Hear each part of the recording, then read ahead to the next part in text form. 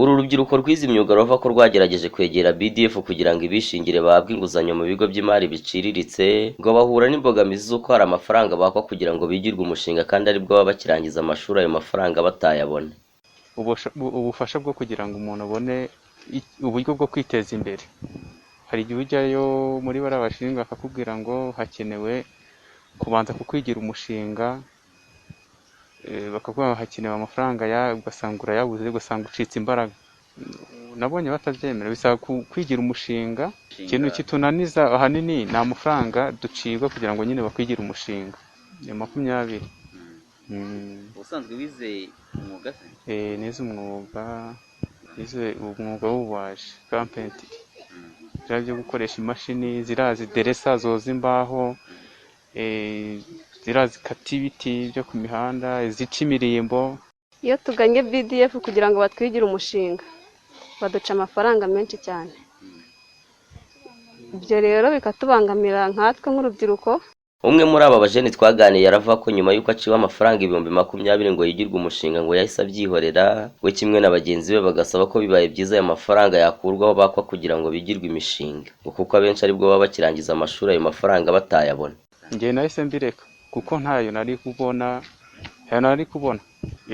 amafaranga yava kugira ngo bakwigira umushinga avuyeho byadufasha.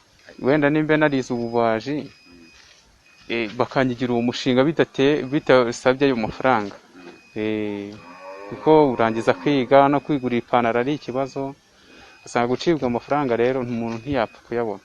Icyo dusaba ni uko batagabanyiriza amafaranga cyangwa se bakabidukorera ku buntu, nibyo byatubera byiza cyane kugira ngo natwe tubashe kuzamura imishinga yacu twiteze imbere. Edi Muhumuza, umuhuzabikorwa wa BDF mu karere ka Kamonyi, aravuga ko ntayo bajya baka amafaranga kugira ngo yigirwe umushinga, ngo ahubwo amafaranga yakwa n'aba BDF bo ku masako bashyizweho na leta. Gusa ku rundi ruhande aravuga ko ibaganye ushaka ko bakwigira umushinga uwo ari wo wose ngo hari amafaranga uba ugomba kwishyura.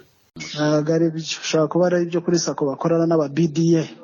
Abo ni aba BDF bo ku masako bahabwa, ngira ngo leta bahereza voucher then akagira amafaranga bacyaginga kuri ku masako, ariko ntago ari BDF. So ubwo bashobora kuba babitiranya aba BDF na BDF n'izindi zose, yemerewe kuba yakura ahandi umushinga akaza akagana BDF kamufasha. Yaba ari ukugira ngo tumwigire umushinga, aho nibwo twaganira ko kwigirwa umushinga birishyurwa. Iyo yaje kugira ngo bamwigire umushinga kuri BDF ni serivisi yishyurwa. Mu mwaka wa 2011 nibwo BDF yashinzwe nk'ishami rya Banki Itsura Amajyambere y'u Rwanda BRD, hagamijwe gutera inkunga ibigo bito n'ibiciriritse binyuze mu kubibera ingwate ku nguzanyo, imicungire y'inkunga rusange, kongerera ubushobozi sako, ikodeshagurisha ku bigo by'ubucuruzi bigitangira ndetse na serivisi z'ubujyanama mu bucuruzi. Inshingano ya BDF ni ugufasha imishinga mito n'iciriritse kubona imari binyuze mu nzira zitandukanye ku biciro biri hasi, gucunga no gutanga ingwate ku nguzanyo bikorwa mu bwuzuzanye binyuze mu masezerano y'ibigo by'imari. Tungandame Munezero Pierre, Prime TV mu karere ka Kamonyi mu ntara y'Amajyepfo.